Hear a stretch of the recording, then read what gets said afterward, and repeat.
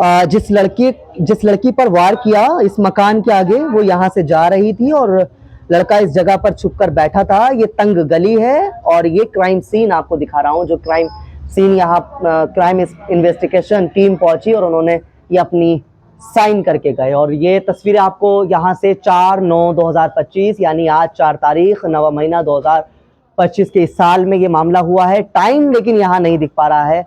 और PS दयालपुर लगता है, न्यू मुस्तफाबाद, ये तमाम चीज़ें इस पर ऐड की हैं। क्राइम जब सीन आती है तो अपनी यहाँ तमाम वक्त के साथ हर चीज़ को ऐड करती है। फिलहाल मुझे टाइम नहीं दिख रहा। ये मकान है और इस मकान के आगे उसका वार किया है।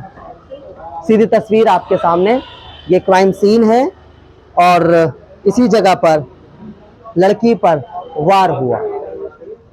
जय हिंद दोस्तों, इस वक्त मेहरमान साबरी राजधानी दिल्ली के फिर पहुंचे हैं मुस्तफाबाद इलाके में। लड़की जिसकी एज तकरीबन 22 से 23 साल बताई जा रही है और नाम तरन्नुम है।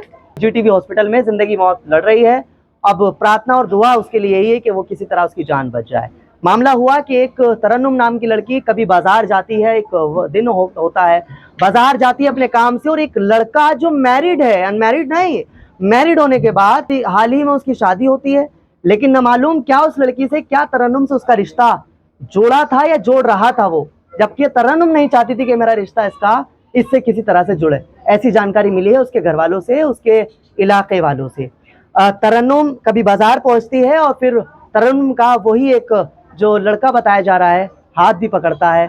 तरन्नुम उसको इग्नोर करके अपने घर आ जाती है। मामला अपने घर पे भी बताती है। यहाँ तक नहीं रुका, जानकारी के मुताबिक मामला थाने तक भी पहुंचा, थाना दयालपुर लगता है। कंप्लेंट भी दर्ज हुई, लेकिन बाद में कॉम्प्रोमाइज भी हो गया। लेकिन क्या हुआ, अचानक फिर कुछ दिन के बाद तरन्नुम की जान पर वो लड़का तुल गया। हुआ ये कि तरन्नुम अपने घर से निकलती है, कुछ ही मीटर की दूरी पर, मैं दिखाऊंगा आपको क्राइम सीन भी, वहां वो लड़का उसका इंतजार करता है कि तरन्नुम इस जगह से यानी अपने घर से इस गली से निकलेगी। उस पर चाकू मार कर उस पर वार कर देता है। बताया जा रहा है कि उसकी कई जगह पर उसका चाकू लगा है। ये नहीं क्लियर हो पाया है कि अभी क्या मामला है, लेकिन अभी ये जरूर क्लियर हो पाया है उसके घर वालों से कि गुरु तेग बहादुर हॉस्पिटल में वो, लेकिन ऑपरेशन के लिए जरूर डॉक्टर ने बोल दिया है। क्राइम सीन मौके पर पहुंची, इन्वेस्टिगेशन लगभग पुलिस की चल रही है। अब क्या मामला होता है पुलिस तय करेगी, लेकिन वो जो लड़का है जिसने काम को अंजाम दिया है वो इस वक्त फरार है। सबसे पहले मेरे साथ में तरन्नुम का भाई जुड़ने जा रहे हैं। क्या नाम है आपका? बबलू नाम है मेरा। बबलू, क्या कुछ हुआ था और कब से ये चल रहा है? भाई मैं तो काम पे था अपने। मैंने कहा कब से चल रहा है उस वक्त, ये बताइए पहले। नहीं, 3-4 महीने पुराना मामला है। और क्या नाम है, सड़क पे हमारी बहन गई थी 25 फुट रोड पे, तो उसका हाथ वगैरह पकड़ लिया था, तो हमने कंप्लेंट भी दी थी थाने में दयालपुर में। उसके बाद वो लड़के को पुलिस ले भी गई थी उठा के। उसके बाद उसके घर वाले हमसे माफ़ी मांगने लगे और थोड़ा बतेरा समझाया। बड़े बड़ों की रजामंदी से हमने आपसी समझौता कर लिया। हमने उसकी शादी वादी रख दी, शादी उसके साथ खैरियत से हो गई। अब आज का मामला ये हुआ, वो मार्केट वगैरह गई थी अपनी भाभी के साथ, मेरी वाइफ के साथ। कल को उसके ससुराल वाले बुलाने के लिए आ रहे थे, तो वो आज शॉपिंग वगैरह करने के लिए गई थी। उसके बाद उस पर चाकू से हमला हुआ, इसी गली की बात है। अच्छा, मुझे ये बताइए, आपके मुताबिक मैंने बताया कि बाजार में आपकी बहन का हाथ वगैरह उस शख्स ने पकड़ा। क्या 3-4 महीने पहले उस लड़के की शादी हुई थी? नहीं, शादी तो काफ़ी टाइम हो गया उसकी शादी हुई हुई, तो करीब 1.5 साल करीब। उस लड़के जी। बच्चे वगैरह हैं उसके? नहीं, बच्चे का तो मैं क्या उसकी वाइफ को या उसके घर वालों को मालूम हुआ था? मालूम है, बीवी भी हमारे आगे हाथ पैर जोड़ रही थी, रो रही थी, परेशान हो रही थी, इस वजह से हमने राजीनामा कर लिया था। ठीक है, फिर ये मामला हो गया। फिर ये मामला हुआ आज। कैसी सिचुएशन है बहन की अभी? बहन की अभी ऑपरेशन वगैरह बताया डॉक्टरों ने, और ब्लड वगैरह की जरूरत पड़ रही है, वो ब्लड के लिए बोल रहे हैं डॉक्टर। ये दिक्कत है अभी। पुलिस आई थी यहाँ पर? हाँ, पुलिस आई थी, अपनी इंक्वायरी वगैरह करके ले गई। पुलिस में कौन कौन आए थे? सीनियर ऑफिसर कोई आया? नहीं, सीनियर ऑफिसर तो कोई नहीं। SHO महोदय आए? नहीं, SHO महोदय नहीं है, SI वगैरह आए थे और क्राइम ब्रांच से बता रहे थे, कुछ क्राइम ब्रांच की टीम वगैरह आई थी इन्वेस्टिगेशन जी के लिए।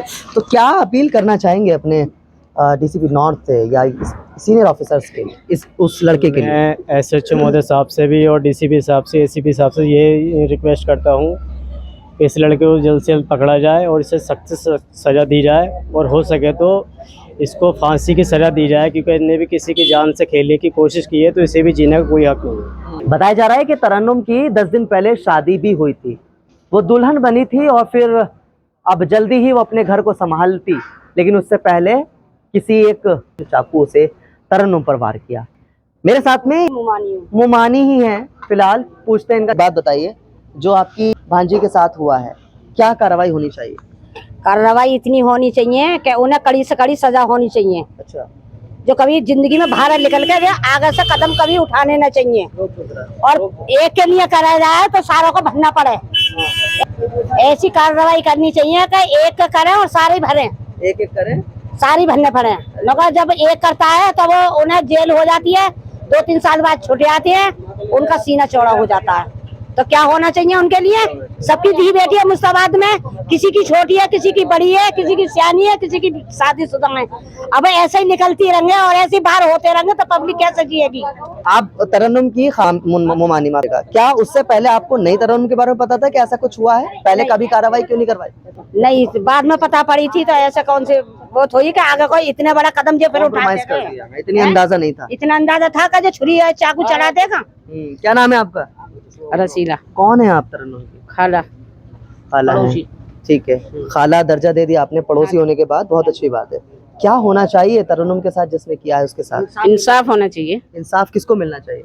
तरन्नुम को। ओके, कैसे मिलेगा इंसाफ? इंसाफ सब मिलजुल कर करेंगे हम, साथ लड़ेंगे, मरेंगे, इंसाफ दिलाएंगे, साथ जाएंगे। इन लड़कियों को देखो इतना इंसाफ मिलना चाहिए, ये कहीं बाहर निकले, बाहर निकल के ये भी कुछ जीना सीखें, अपनी हिम्मत पे बाहर निकले, कुछ करें।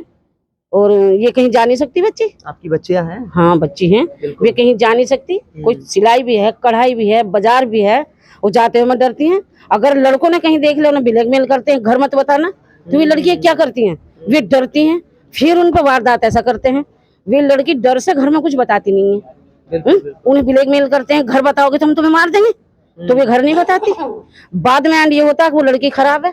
लड़की खराब कैसे? जब उन्हें धमकी दी जा रही है, अपने घर बताओगे तो हम तुम्हें जान से मार देंगे। आप एक माँ हैं, हाँ।